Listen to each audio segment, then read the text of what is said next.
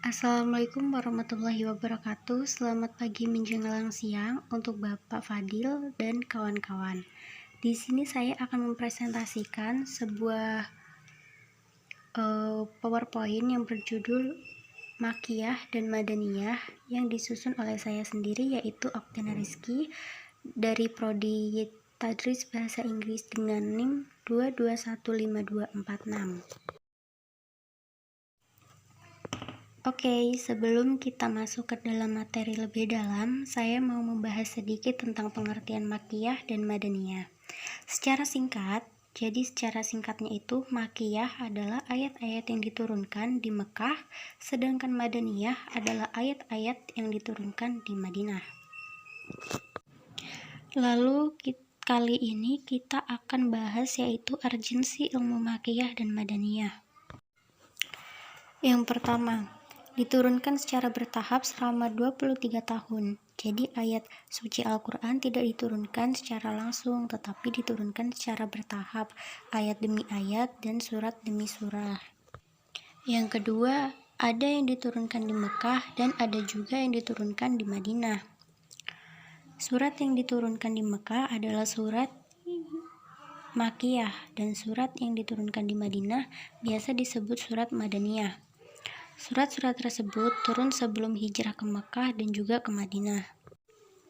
Yang ketiga, yaitu sebagai penentu. Jadi, urgensi ilmu Madaniyah dan Makiyah ini juga dapat dijadikan penentu surah-surah yang diturunkan di Madinah dan di Mekah.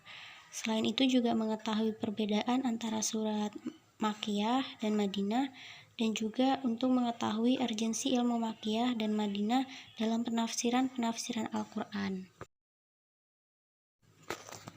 Kita masuk pada slide yang ketiga, yaitu ciri-ciri antara Makiyah dan Madaniyah. Yang pertama yaitu surat Makiyah. Di surat Makiyah, ciri-ciri yang pertama, ayat sajdah. Maksudnya adalah ayat-ayat Al-Quran yang bila dibaca disunahkan untuk pembaca dan pendengarnya untuk melakukan sujud tilawah.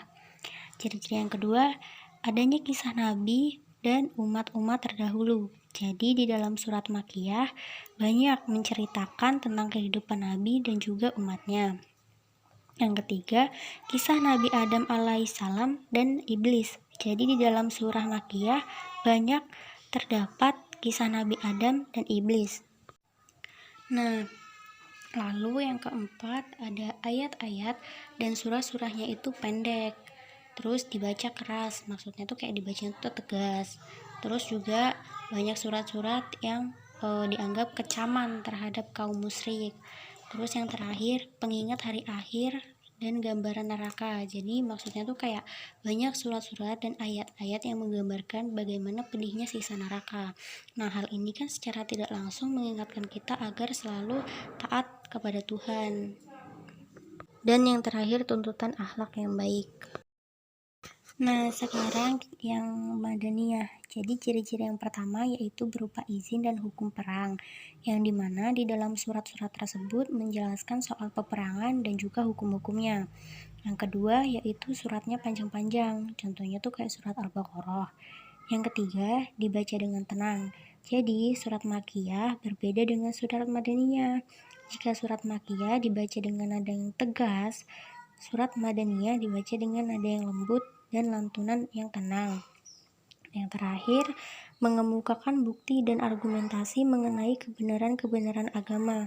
Jadi maksudnya adalah surat Madaniyah berisi penjelasan-penjelasan tentang bukti-bukti dan dalil-dalil mengenai kebenaran agama Islam secara terperinci.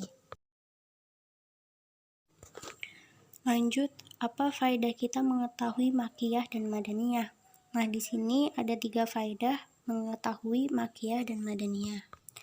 Yang pertama, untuk dijadikan alat bantu dalam menafsir Al-Quran. Jadi, maksudnya adalah sebagai alat bantu dalam menafsir, seperti mengetahui tempat turunnya, kapan diturunkannya, dan kenapa gitu kan diturunkan ayat dan surat tersebut.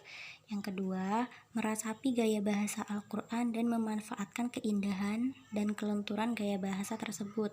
Maksudnya adalah dalam metode dakwah, kita itu menggunakan gaya bahasa dalam setiap situasi dan kondisi yang berbeda. Jadi sebagai pacuan dalam teoretikal dakwah. Selain itu juga karena tidak semua kondisi dan situasi dakwah itu sama. Yang ketiga, mengetahui sejarah hidup Nabi melalui ayat-ayat suci yang ada di Al-Quran. Oke, sekarang kita lanjut pada pedoman dapat menentukan makiyah dan madaniyah. Yang pertama, berdasarkan riwayat sahih para sahabat Nabi. Jadi, karena mereka hidup di sekeliling Nabi, sehingga mereka tuh dapat mengetahui gitu di mana turunnya wahyu tersebut dan apakah wahyu tersebut tuh turunnya tuh di Mekah ataupun di Madinah gitu. Yang kedua, menggunakan cara analogi dan kias. Jadi, para ulama mengatakan bahwa setiap surah yang mengandung kisah Nabi dan umatnya pada zaman dahulu berarti disebut surah makiyah, dan surat yang di dalamnya mengandung kewajiban dan ketentuan maka termasuk ke dalam surat madaniyah. Jadi ini adalah beberapa contoh-contoh surat makiyah dan madaniyah. Nah, kalau misalnya surat makiyah itu ada surat Al-Alaq, Al-Qalam, Al-A'la, Al-Lail, Al-Fajr, dan lain-lain. Sedangkan surat madaniyah itu ada surat Al-Baqarah, Al-Imran, An-Nisa, Al-Hadid, dan lain-lain juga. Oke, mungkin cukup itu saja yang dapat saya presentasikan pada kesempatan kali ini. Apabila ada terlebih dan terkurangnya, saya mohon maaf. Saya tutup dengan wabillahi taufiq wal hidayah. Wassalamualaikum warahmatullahi wabarakatuh. Terima kasih.